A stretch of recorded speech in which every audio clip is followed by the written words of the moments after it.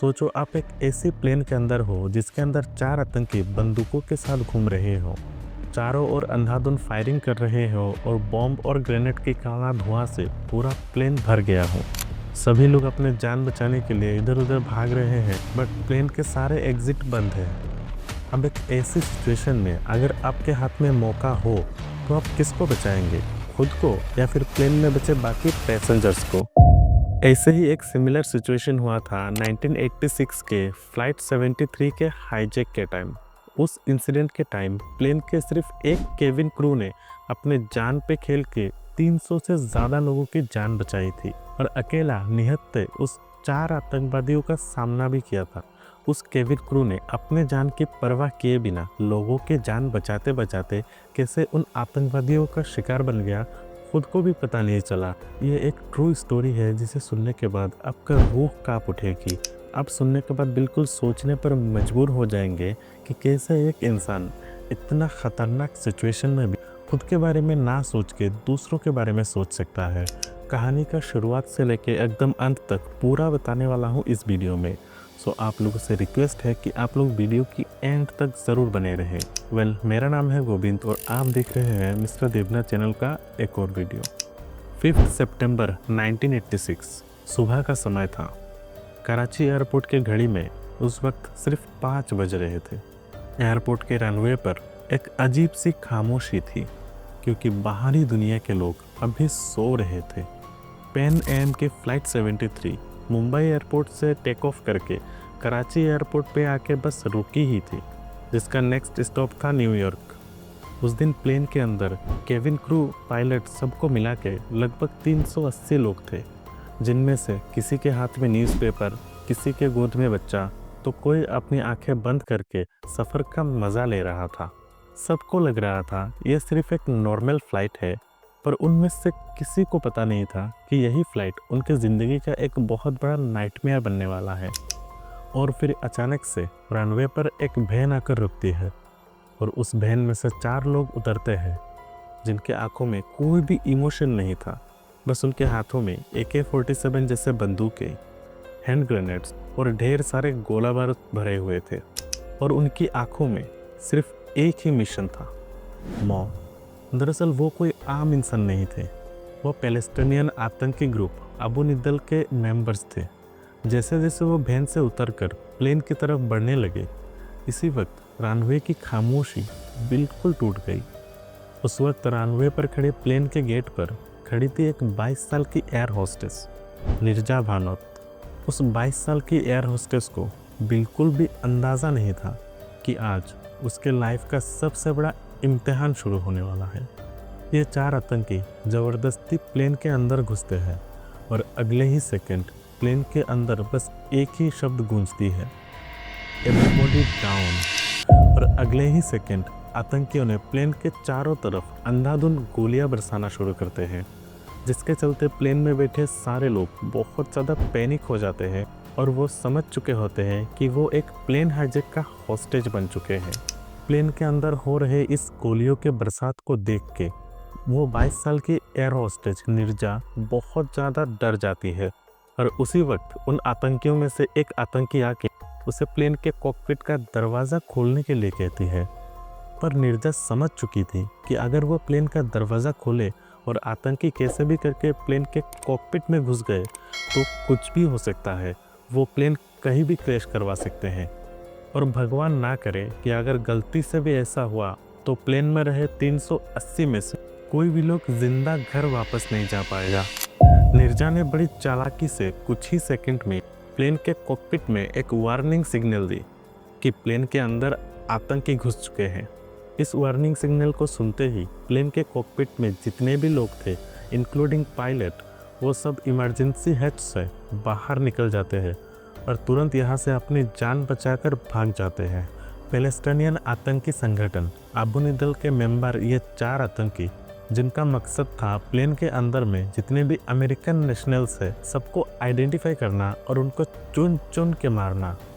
और अपनी इस मकसद को पूरा करने के लिए इन 4 आतंकियों में से एक आतंकी ने निर्जा को प्लेन में बसे सभी पैसेंजर्स की पासपोर्ट की कॉपी लाने के लिए कहा। आतंकियों के कहने पर निर्जा ने सभी पैसेंजर्स के पासपोर्ट्स की कॉपी तो लाई, पर चालाकी से इनमें से बहुत सारे अमेरिकन नेशनल्स के पासपोर्ट कॉपी उसने टॉयलेट पे फ्लश कर दिया। कुछ पासपोर्ट की कॉपीज उसने प्लेन के सीट के अंदर छुपा दी, क्योंकि निर्जा को पता चल चुका था अगर ये अमेरिकन सिटीजन्स उन आतंकियों के हाथ लगे तो उनके साथ क्या होने वाला है। निर्जा के उस पासपोर्ट मैनिपुलेशन से सभी आतंकी बहुत कंफ्यूज हो गए और वो एक एक करके अमेरिकन सिटीजन्स को आइडेंटिफाई करने की कोशिश करने लगे। और ऐसे करते हुए धीरे धीरे टाइम बीतता चला गया। 1 घंटा, 2 घंटा और ऐसे चलते चलते कई घंटे बीत गए। इतने में से पाकिस्तान सिक्योरिटी फोर्सेस ने पूरा एयरपोर्ट को घेराबंदी कर लिया और पूरा प्लेन के चारों ओर अपने फौजी खड़े कर दिए। कुछ ही देर बाद पाकिस्तान गवर्नमेंट और उस एयरलाइन अथॉरिटी ने उन आतंकियों के साथ नेगोशिएशन चालू की। पाकिस्तानी गवर्नमेंट से नेगोशिएशन करते हुए आतंकियों ने कुछ डिमांड रखे।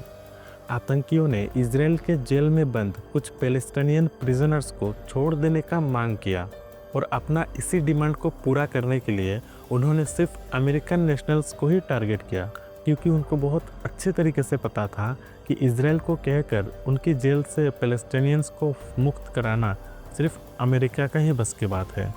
क्योंकि अमेरिका अगर इजराइल को कुछ कहे तो इजराइल डायरेक्ट मना नहीं कर सकता था, और इसीलिए आतंकियों ने एक इंटरनेशनल फ़्लाइट को टारगेट किया जिसमें ज़्यादा से ज़्यादा अमेरिकन नेशनल्स हो। एक इंटरनेशनल फ़्लाइट हाईजैक हुआ जिसमें ज़्यादातर अमेरिकन लोग थे, इसीलिए ये न्यूज़ आग की तरह फैलने लगा।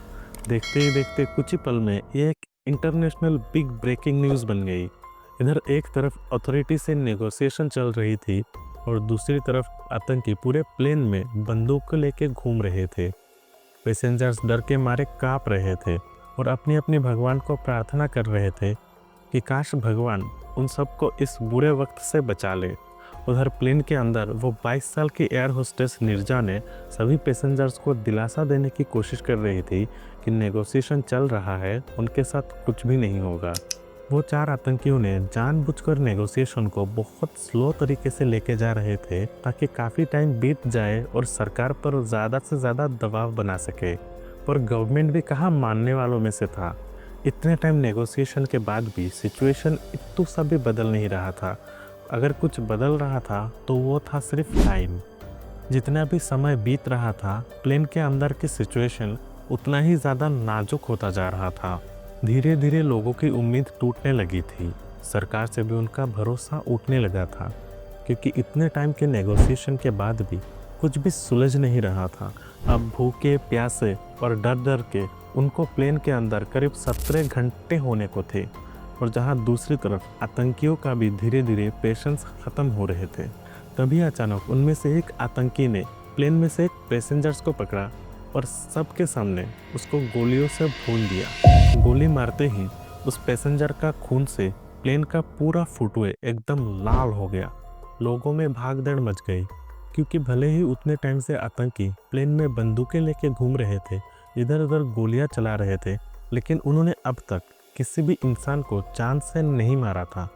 पर अब इसी गोली से प्लेन में मानो मौत का अनाउंसमेंट हो चुका था। अब सिचुएशन आउट ऑफ कंट्रोल हो गया था। किसी भी वक्त किसी भी तरीके का हादसा हो सकता था।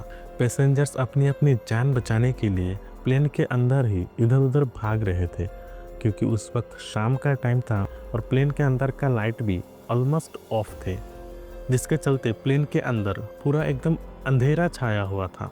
लोगों को इधर उधर भागते देख आतंकी बिल्कुल गुस्से से आग बबूला हो गए और प्लेन में फिर से अंधाधुंध गोलियां बरसाने लगे। लेकिन इस बार गोली ऊपर साइड में नहीं बल्कि लोगों को टारगेट करके किया जा रहा था, और वो अपने साथ लाए सारे बॉम्ब ग्रेनेड सबको एक्टिव कर दिए, जिसके चलते प्लेन के अंदर पूरा धुएं से भर गई। अभी आप एक सेकंड के लिए इमेजिन कीजिए कि उस सिचुएशन में अगर आप वहाँ होते जहाँ बाहर जाने के लिए अफरा तफरी मची हो, बट प्लेन के सारे एग्जिट के दरवाज़ा बिल्कुल बंद हो।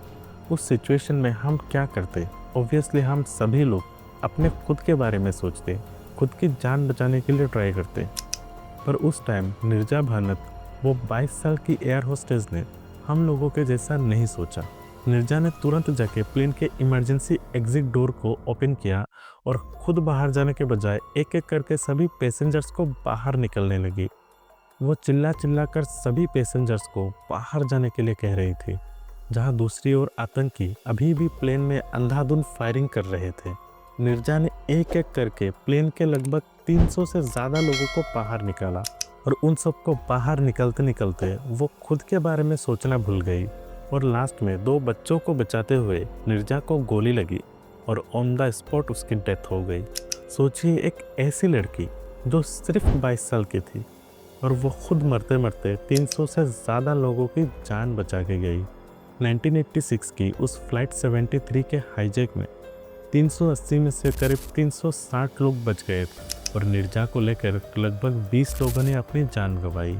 बाद में निर्जा भानत को अपनी बहादुरी के लिए इंडियन गवर्नमेंट ने इंडिया के highest peace time gallantry award Ashok चक्र से सम्मानित किया और इसके साथ निर्जा भानत इंडिया के सबसे यंगेस्ट अशोक चक्र रेसिपिएंट बनी। That is for today guys. अगर आपको आज के ये प्लेन हाईजैकिंग की स्टोरी पसंद आई तो इस वीडियो को एक लाइक करके अपने दोस्तों के साथ ज़रूर शेयर करना। तो बाकी अगर आप इसी तरीके से इंटरेस्टिंग और इन्फॉर्मेटिव ट्रू स्टोरी सुनना पसंद करते हैं तो मेरे चैनल मिस्टर देवनाथ को सब्सक्राइब जरूर करना। मिलते हैं किसी नेक्स्ट वीडियो में किसी नेक्स्ट टॉपिक के साथ। तब तक के लिए जय हिंद।